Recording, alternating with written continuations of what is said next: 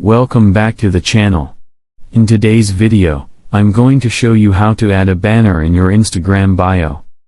So let's get started. First, open the Instagram app on your phone and make sure you are logged into your account.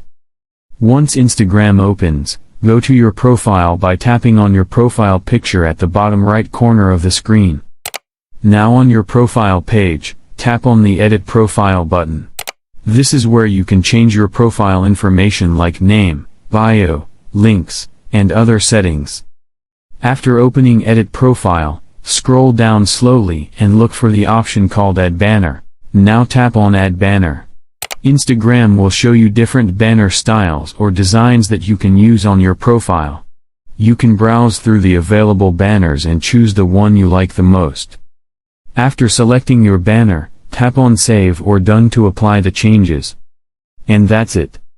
If you like this video, make sure to give it a thumbs up, then subscribe to the channel, and don't forget to press the bell icon so you never miss any new updates.